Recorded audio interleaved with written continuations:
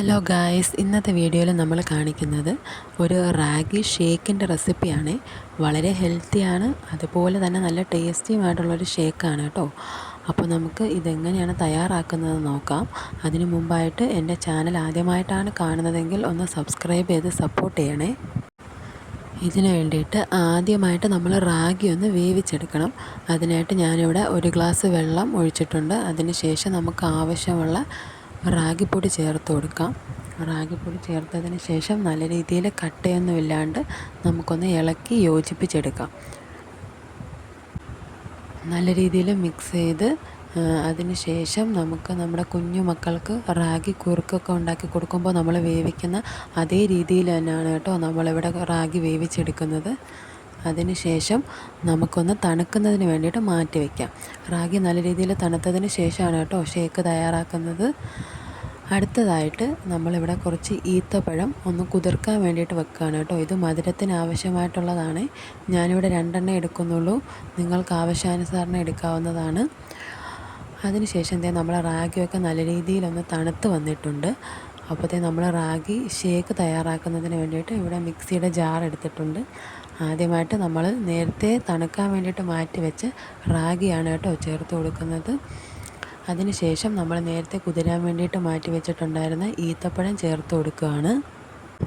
അപ്പോൾ ഈത്തപ്പഴം ചേർത്തിട്ടുണ്ട്. ഞാനിവിടെ 2 ഈത്തപ്പഴമാണ് കേട്ടോ എടുത്തിട്ടുള്ളത്. നിങ്ങൾക്ക് ആവശ്യാനുസരണം കൂട്ടുകയോ കുറയ്ക്കുകയോ ചെയ്യാവുന്നതാണ്. അടുത്തതായിട്ട് നമ്മളിതിൽ ചേർക്കുന്നത് പഴമാണ് കേട്ടോ. ഞാനിവിടെ എടുത്തിട്ടുള്ളത് ഏത്തപ്പഴമാണ്. നിങ്ങളുടെ കയ്യിൽ ഏത് പഴമാണോ ഉള്ളത് അത് ചേർത്താൽ മതിയായിരിക്കും.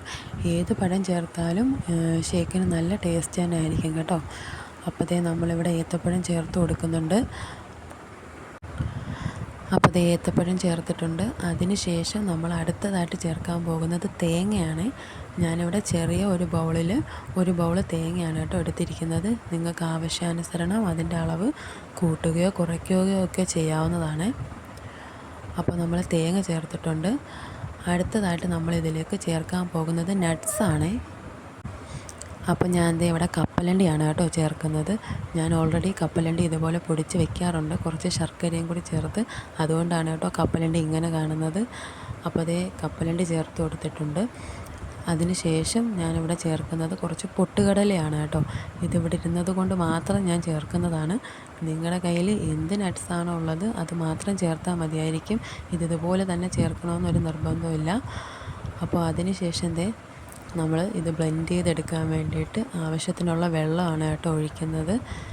പാലൊഴിച്ച് നമ്മൾ ബ്ലെൻഡ് ചെയ്തെടുക്കുകയാണെങ്കിൽ കുറച്ചും കൂടി ടേസ്റ്റി ആയിരിക്കും. അപ്പോൾ നമ്മൾ ആവശ്യത്തിനുള്ള വെള്ളവും കൂടി ചേർത്തിട്ട് നല്ല രീതിയിലൊന്ന് ബ്ലെൻഡ് ചെയ്തെടുക്കുന്നുണ്ട്.